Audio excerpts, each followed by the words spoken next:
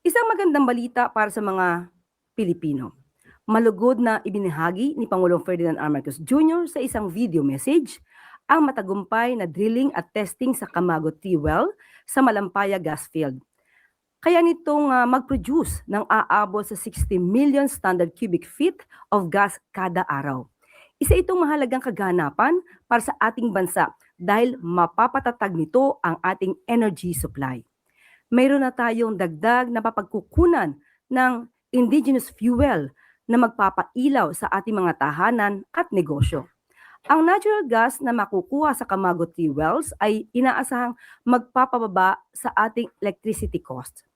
Base sa estima, pumapatak na nasa 4 pesos and 80 centavos per kilowatt hour ang gas mula sa Malampaya, malayo sa 10 pesos and 30 centavos na halaga ng imported liquefied natural gas. Bawat piso matitipid dito ay malaking tulong sa budget ng bawat pamilyang Pilipino. Ayon sa Pangulo, inaasahang mapapahaba ng Camago 3 wells ng 6 na taon ang buhay ng Malampaya gas field.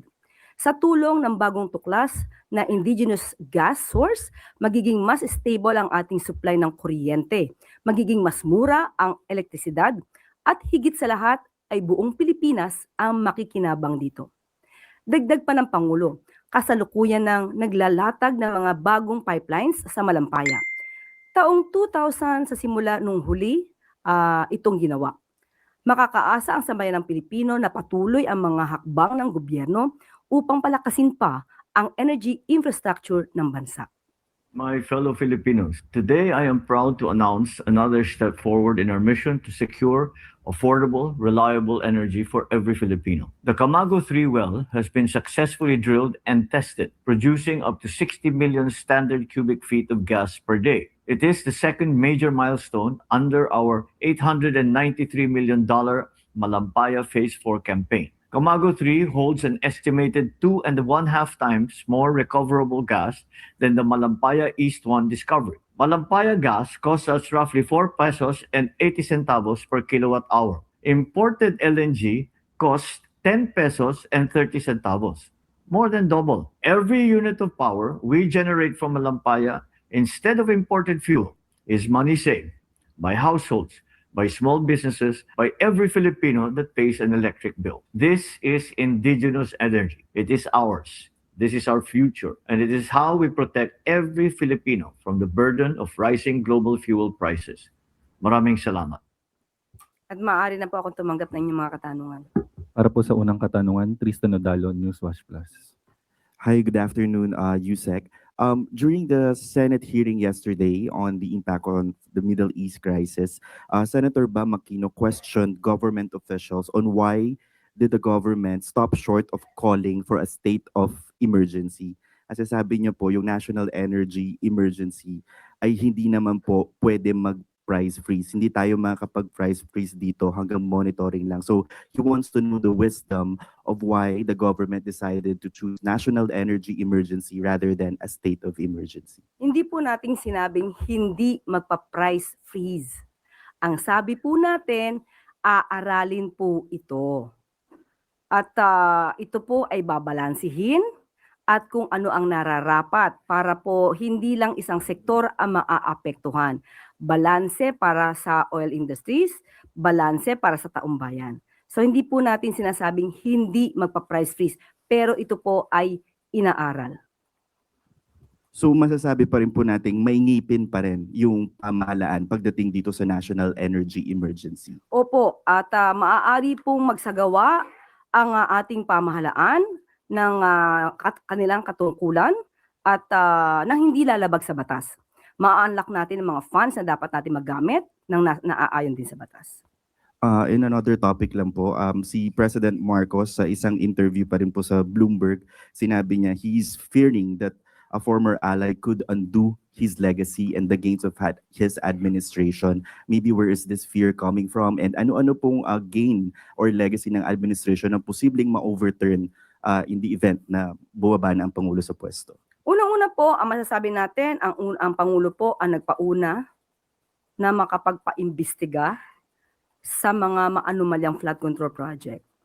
Hindi po biro sa isang Pangulo sa panahon ng kanyang administrasyon ang hahamon na imbestigahan ang lahat, pati na ang kanyang administrasyon at maaaring kanyang mga kaalyado para maipakita sa tao na hindi dapat inaabuso ang pondo ng bayan.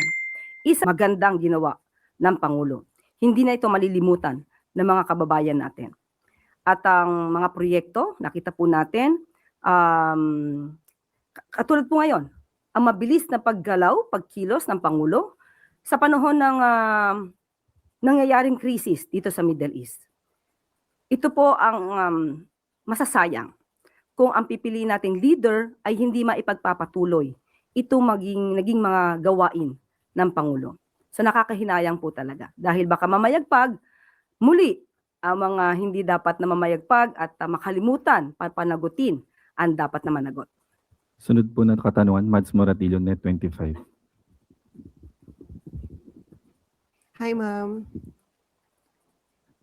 Ma'am, sabi po ng Pangulo nung nakaraan na magkakaroon ng tupad program ang gobyerno para dun sa mga driver, yung mga nasa transport sector na naapektuhan po nitong o paano po? Sa ngayon po ay fina-finalize pa lang po ito. Sa ating pong pinarating, nagkaroon na po ng meeting kahapon at magmi-meeting pa po muli kung ano po ang dapat na guidelines at kung paano po ito maipapatupad. So, ngayon po ongoing po ang deliberations patungkol po dito. Ma'am, magkakaroon po ba ng panibagong pagpapalit sa leadership ng ibang department?